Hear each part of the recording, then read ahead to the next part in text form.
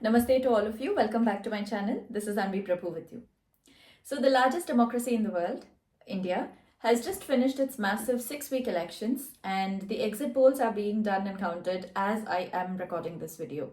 So, according to the numbers that are coming in now, the BJP party, headed by Narendra Modi, has gained a massive stride forward. Obviously, in this video, I'm not going to be talking about factual exit poll numbers or any other on ground details because obviously I'm not in India. But I did want to put forth a few points that were in my mind and also a few of the other discussions that I kept hearing around me as well. And I wanted to share that with you. Before we delve in, make sure you subscribe to the channel, like this video, and also don't forget to join in the conversations in the comments below after you watch. So, the BJP is the right wing conservative government of India, and Prime Minister Narendra Modi has been in power for the past 2 terms. In India, each term is 5 years, and if the BJP wins again, this will be the third term that Narendra Modi ji will be in power.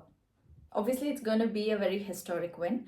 And when I think about what it is about Modi and why is it that Modi has gained such a huge following and why is he so popular among the population in India, one thing comes to my mind. So, according to me, it is probably the main reason, and it has nothing to do with all his nationalistic viewpoints, which we will also talk about later in the video, or the religious fervor that people say that he inspires in people, or even to do anything with his policies or any of that. To me, it is mainly because he has been a man of his words. Now, whether you agree with his party's agenda and his party's political campaign promises or not is a totally different issue. What has made Modi such a favorite is that he has put these promises into practice and has proven to the people that it is not just empty words, but also a following up with actions. Whether you look at the massive developments in railroads and other infrastructure, making India completely digital, also kind of the controversial things like the abrogation of Article 370 or the Ram Mandir, which obviously gained huge global attention and huge global political debates ensued on it, and many other incentives which have helped people on the ground, especially in the rural pockets in India. The party under Prime Minister Narendra Modi has actually delivered. And as I said, to me personally, I think this is one of the biggest reasons that the public actually trusts him, because he has proved every promise and every word that he has given to the people with action. Now, coming to his right wing nationalistic viewpoints, I personally feel that there is a rise of conservative right wing ideologies in many countries today. Now, of course, we can't compare the West and a country like India just on the basis of right wing, because as I keep saying, the right wing of one particular country will be completely different to the right wing of another country. Religion cannot be completely taken out of politics, and the political values of a country are informed by its majority religion. So, a Western country like UK or USA's right wing leans more towards Christian traditional values, and India leans towards Hindu traditional values.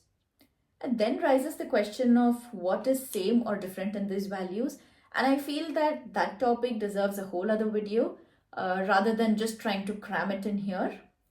One of the reasons why I feel there is a rise of right wing or rather traditional values is because modern society has become increasingly empty and lacking in depth.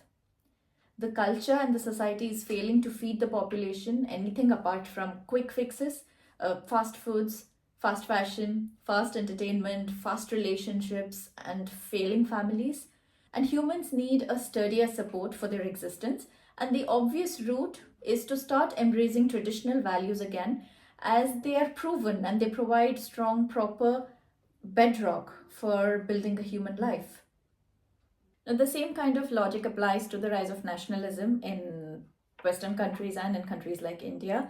It is because societies are failing and people have this inherent need to find some sense of pride and identity within themselves. Now, this is not to say that any kind of segregation within any society is acceptable. It is not. So, and as I said, to put it briefly, I'm taking these terms and these ideas very, very literally in this video, as I feel that each value applies differently to each country, and to try and delve into the nuances of each of them separately, it would take a whole different video. And also, I personally don't think it is fair to brush against these topics without actually giving you proper value of thought and of fact. Having said all of this, let's come to the actual question of, is it going to be good or bad if Modi comes back in power in India? So here are some of the promises that the BJP government has put into its agenda if it comes to power in 2024. One of the main promises is that India will become the third largest economy in the world from the fifth largest. The party has promised peace in Indian northeast states, which, if you are aware, there is a lot of unrest happening there. There is a promise of one nation, one election, which means it has promised to implement an official report recommending elections to India's 28 state assemblies and national parliament at the same time every 5 years. And it has also promised the implementation of the Uniform Civil Code, which has been in discussion and in debate for quite a long time now. Now, as I said, Modi has proven to be a man of his words. Now, on the basis of this manifesto, I feel each of us can perhaps decide for ourselves whether he is going to be good for India or bad for India. The opposing parties will, of course, have their criticisms, and I feel any healthy democracy should have criticisms. So let me know in the comments below what you think.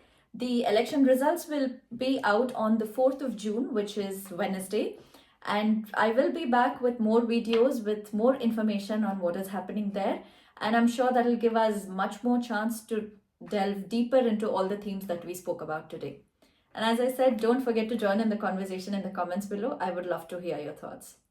Until next time, take care.